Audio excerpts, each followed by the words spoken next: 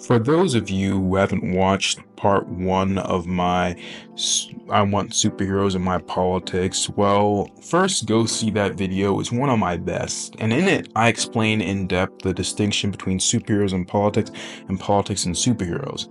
But the TLDR of it is that very few people are actually in favor of having modern politics, social, economic, or otherwise, injected into their entertainment that includes, of course, superheroes.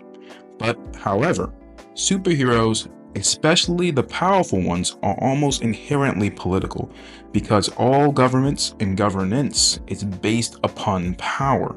And when there are individuals on either side of the law who have more power than entire militaries, they will impact politics, and in return, politics will impact them. And the stories that can be told when politics and superheroes collide can be absolutely incredible. In my previous video on this subject, I talked about some of my favorite stories that dealt with this particular subject matter. And in this video, I'm going to categorize the three main types of stories that can be told when you inject superheroes into politics. For the past 4 years, you've operated with unlimited power and no supervision. That's an arrangement the governments of the world can no longer tolerate. This is the most popular type of political superhero story, mostly because this is what would logically happen, or at least the most likely thing to logically happen in a superhero world.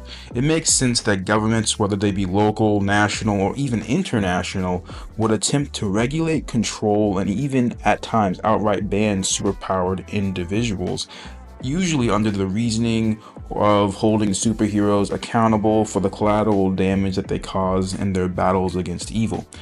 Think Captain America Civil War's Sokovia Accords, but it could be just as easily be the fact that they're just afraid of the sheer power of the superheroes or the villains have at their disposal.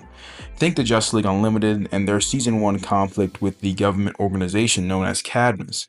Stories like these can explore the role of governments and what they should have in the superhero world, if any role at all. And they make for some very engaging conflicts on both sides of the aisle. That both sides have valid critics, which makes it ultimately a philosophical question. On the other hand, the next type of superhero political story is much more of a moral question. Doom is protected under diplomatic immunity. Unless he does something wrong, we can't touch him. The second most popular political superhero story is in fact one of the most underutilized. You see, the idea of coming into conflict with a foreign country controlled, ruled, or governed by a superpowered individual is a story idea that is so rich with potential. Some of the biggest superhero universes have dabbled with this idea. DC's Atlantis is an underwater kingdom ruled by Aquaman, and it often gets into conflicts with the rest of the world, as does their Kondark, another fictional kingdom in the DC universe ruled by Black Adam. Marvel does this in a similar way with their own Atlantis ruled by Namor, or Namor as he is called in Wakanda Forever. But the way that the superheroes have to treat Latveria and its supreme leader, Dr. Doom, is more towards what I'm talking about here. The idea of an evil or simply antagonistic superpowered leader of an opposing nation being in a conflict with a superhero is just so incredibly interesting, especially when fighting said antagonistic person would essentially be in an act of war. An act of allowing a known supervillain to rule over a innocent country simply because we don't want to risk war with them, is that morally permissible? That's such an interesting question in of itself. What if one of our superhero powered friends decide to take over an opposing country? Should we stop them? Should we bring them in? I believe the possibilities of this type of story remains untapped to this day. Again, they've dabbled in it, but they never really gone further and gone deeper into what it could actually be. However, the third and final political superhero story has a much more explored version, but that said, it may yet have the most interesting questions of them all. You built these weapons to destroy us. Why? You're right to fear us. We are the future. We are the ones who will inherit this earth. Now, I know what you're thinking. Isn't this the same thing as the control and regulation argument? Well, yes and no. Yes, these domestic and oppressive political superhero stories are similar to control and regulation based stories, but it is the context that separates them. You see, governments of C and R based stories typically still believe somewhat in the idea of superheroes, which is why they are attempting to regulate them in the first place. Think the My Hero Academia universe in which superheroes and superpowers are highly regulated and controlled. Meanwhile, in the D and O based stories, the government is opposed to the very idea of superheroes and superpowered individuals, or at least superpowered individuals of a certain group, entirely.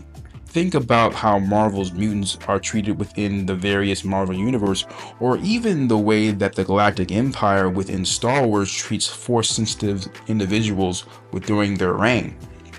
In these types of superhero stories, the superpowers and their individuals who possess them are seen as morally wrong by a vast amount of people simply for the fact that they have superpowers.